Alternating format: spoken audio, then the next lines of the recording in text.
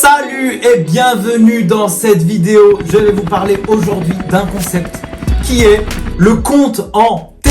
C'est un concept que moi j'ai pu étudier lorsque j'étais étudiant en comptabilité. Je n'y comprenais rien, je savais pas qu'est-ce que ça voulait dire. Et bien dans le cadre de cette vidéo, je vais vous parler et je vais vous faire un petit cours sur le compte en T, voir comment ça se construit, comment ça s'articule pour que vous puissiez en savoir un peu plus. Donc, évidemment, je n'ai qu'une seule chose à vous dire, kiffez la vie, prenez place et puis c'est parti!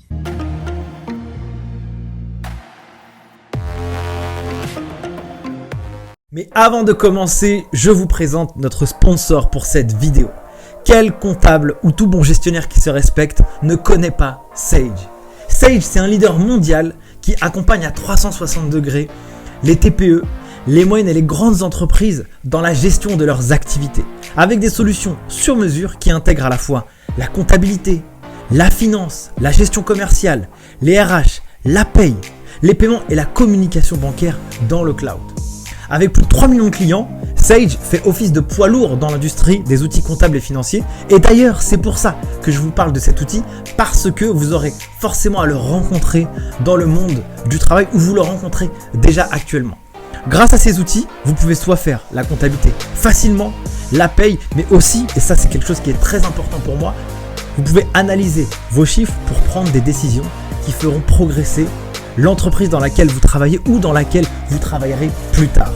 À la fin de cette vidéo, ce que je vous recommande, c'est de visiter le site de Sage pour tester leurs outils afin évidemment de les découvrir et pourquoi pas de les intégrer dans votre entreprise. Ce cours sur le compte en T et on va voir comment ça fonctionne. Bon, c'est une méthode un peu archaïque, mais c'est quand même intéressant de voir comment se réfléchit, se pense, se visualise un code comptable, un compte comptable en fonction des différents mouvements qu'on va y apporter. Donc moi je vais vous faire un exemple très simple, plusieurs exemples très simples. Donc on y va, on attaque avec ce cas de figure. On va le regarder, je vais faire un exemple directement grâce à une écriture comptable. Vous êtes en comptabilité, qu'est-ce que vous allez faire? Vous allez avoir une facture, par exemple, vous allez acheter des marchandises. Voilà l'exemple, voilà l'exemple, voilà l'exemple. Hop, petit bug. Donc voilà l'exemple, numéro du compte, le libellé, le débit crédit, voilà l'écriture comptable que je vous propose. Achat de marchandises, TVA déductible sur autres biens et services, fournisseurs. Donc là, toujours quand on pense une écriture comptable, quand on va enregistrer des écritures comptables, on doit toujours se raconter des histoires. Si on se raconte des histoires, c'est le meilleur moyen de pouvoir avoir le plus juste possible, le plus juste souvent dans la comptabilisation, surtout quand on n'a pas l'habitude de ça. Donc, j'achète quoi? Des marchandises. Donc lorsque j'achète, j'utilise un compte de la classe 6 si c'est une charge. Ça pourrait être un compte de la classe 2 si c'est une immobilisation. Là, c'est pas dans le cas de figure. Lorsque j'achète des marchandises et que j'ai de la TVA, eh bien, je vais appliquer de la TVA déductible sur autres biens et services et j'achète à qui? Un fournisseur. Voilà mon expérience comptable.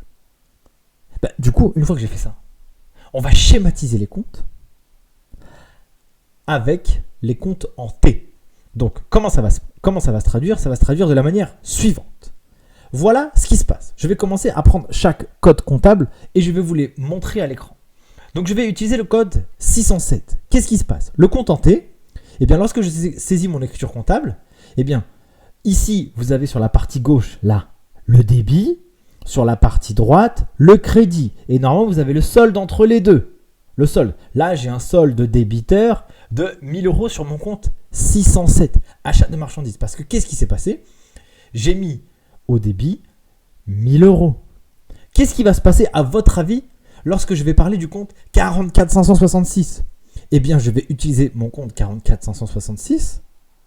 Je vais faire un compte en T. Et qu'est-ce que je veux dire? Il va y avoir d'un côté débit et d'autre crédit. Quand on regarde cette écriture comptable, qu'est-ce qui se passe?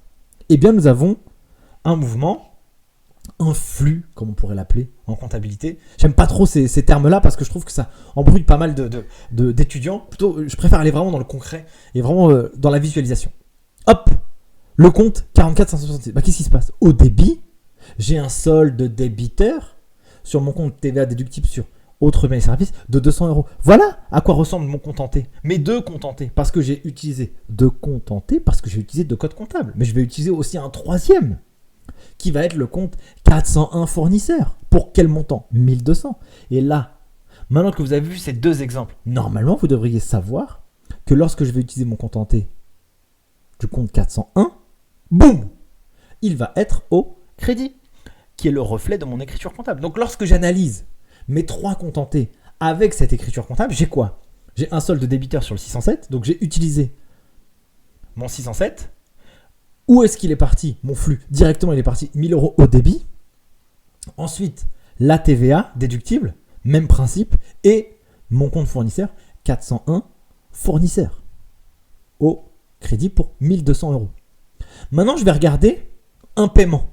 Je vais payer mon fournisseur. Quels sont les comptes en T que je vais utiliser? Je vais utiliser les comptes en T, je vais d'abord faire mes écritures comptables et ça va venir mouvementer mes comptes en T. Donc, qu'est-ce qui va se passer? Je vais payer, juste payer. Je vais payer mon fournisseur. Donc, je le paye avec quoi? Je paye qui?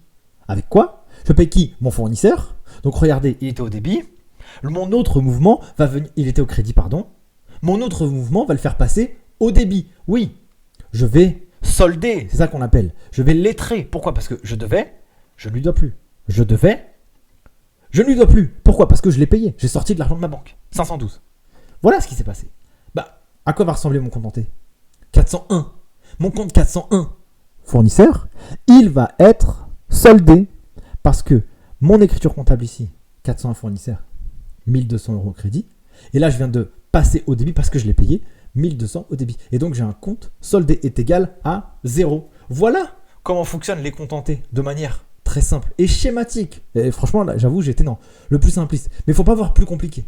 Vous avez l'écriture comptable et en fonction de ce qui se passe, eh bien, vous allez avoir la visualisation de votre compte par rapport au mouvement que vous allez apporter dans vos écritures comptables. Vous voyez? Hop, 607, boum, 44 566, boum, 401 fournisseur. Et donc, c'est exactement le reflet de mon écriture comptable. OK? Au niveau du paiement mon fournisseur, boum, c'est exactement le reflet de mon écriture comptable. Là, 401, il est passé de l'autre côté. Il ressemblait à ça, mon compte en T. Il ressemblait à ça. Une fois que j'ai saisi mon écriture comptable ici, eh bien, il ressemble à ça, soldé. Et là, évidemment, je pourrais faire la même chose avec la banque. Avec la banque, je pourrais faire mon compte en T, je pourrais faire ça avec n'importe quel code comptable. Donc voilà, merci d'avoir suivi ce cours. Si vous en voulez des tonnes et encore plus, eh ben, je vous invite à aller directement sur lesgeeksdeschiffres.com.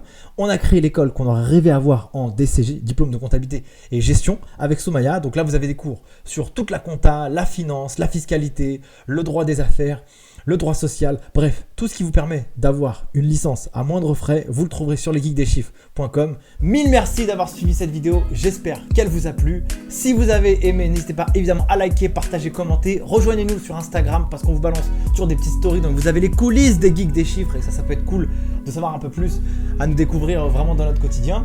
Et puis, je vous dis à très vite pour la prochaine vidéo. Ciao!